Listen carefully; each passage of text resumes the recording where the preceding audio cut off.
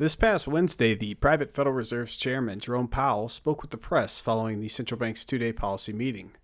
The Fed has already made unprecedented moves to bolster liquidity, both amid this viral pandemic and also many months before it began in Wuhan, China. As the Federal Reserve has effectively bailed out many intermediaries among its 24 primary dealer network via the still ongoing New York Fed's repo loan program, having now loaned out over $10 trillion since it began in middle September 2019. None of the journalists on this Zoom call will ask any questions about that ongoing program, but here we are, boiling down these highlights for you in a quick few minutes of update.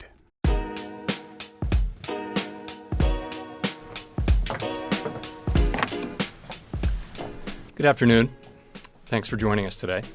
While many standard economic statistics have yet to catch up with the reality we're experiencing, it's clear that the effects of on the economy are severe. Millions of workers are losing their jobs. Next week's jobs report is expected to show that the unemployment rate, which was at 50-year lows just 2 months ago, has surged into double digits. Household spending has plummeted as people stay home, and measures of consumer sentiment have fallen precipitously. Hotels, airlines, restaurants, department stores, and other retailers have been particularly hard hit. Manufacturing output fell sharply in March and is likely to drop even more rapidly this month, as many factories have temporarily closed.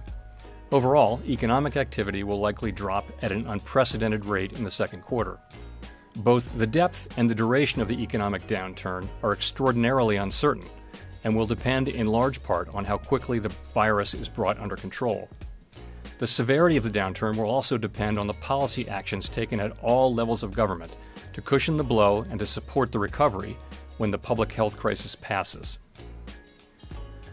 The Federal Reserve's response is guided by our mandate to promote maximum employment and stable prices for the American people, along with our responsibilities to promote the stability of the financial system.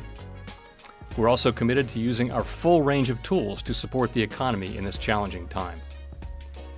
Last month, we quickly lowered our policy interest rate to near zero. We stated then and again today that we expect to maintain interest rates at this level until we're confident that the economy has weathered recent events and is on track to achieve our maximum employment and price stability goals. And then more broadly, you mentioned earlier this year that the federal debt was on an unsustainable path. And I was just wondering, for Republicans that are starting to get worried about how much fiscal spending they're having to do in this crisis, whether that should be a concern for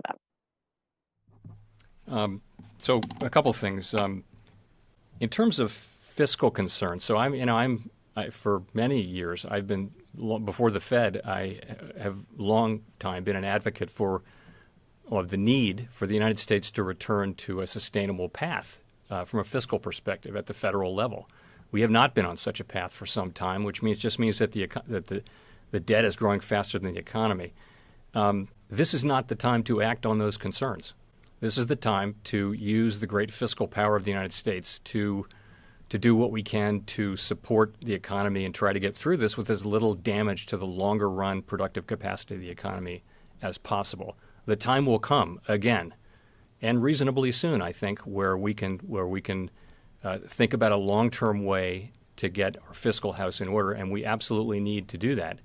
But this is not the time to be, in my personal view, this is not the time to let that concern, which is a very serious concern, but to let that get in the way of us winning this battle, really. The Federal Reserve is more than ever failing both at its full employment mandate, with now 1 in 5 U.S. workers effectively out of work, and an increasingly unstable financial system which requires aggregate trillions in overnight repo loans to keep artificially rigged interest rates near 5,000-year low levels. All while the fiat Federal Reserve note has lost 98% of its value versus gold bullion in the last 5 decades of time. Effectively, what myself and many of you are wondering is how much longer until we lose the last 2%. Hello, this is James Anderson of SD Bullion. A quick update to our video from a week ago entitled Gold's Global Fiat Currency Beatdown is on. Here is an even further quick look at how 130 of 170 fiat currencies from around the world are now hitting record prices denominated in gold. Here in the USA, our devalued fiat Federal Reserve note is less than 200 units away from its August 2011 high, and with our central banker both talking and blowing out our balance sheet like this, it's only a matter of time before we join the other 130 on this list, like the euro, pound, yen, and yuan, all hitting record highs in gold. 1 week ago, we released a video explaining how to forecast some potential long-term future gold and silver prices using the fiat Federal Reserve note's rapidly expanding M0 fiat currency supply. Within that video, we cited how after the U.S. Civil War's fiat greenback and fiat Confederate States dollar era, the price of gold nearly eightfolded in value in the subsequent years that followed.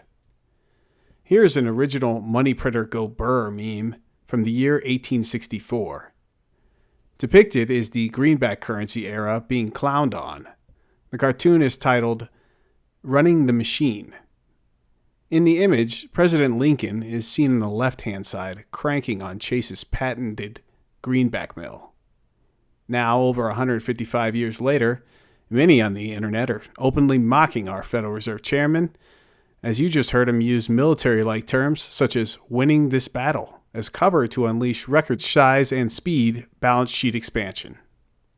Included, too, is a fractionally reported alphabet of likely law-breaking Federal Reserve programs, some using the U.S. Treasury as cover to both buy and prop up financial markets such as junk bonds, as the U.S. corporate sector pre-vial crisis didn't save for a rainy day but instead had collectively achieved record corporate debt levels going into the vial crisis.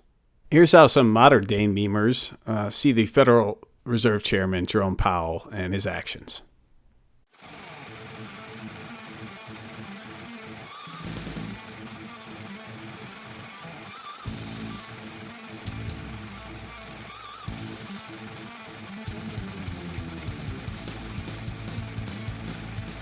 So to end this week's brief update, I want to finish with another cartoon or meme from our forefathers from the greenback era and the time when we had battles amongst one another.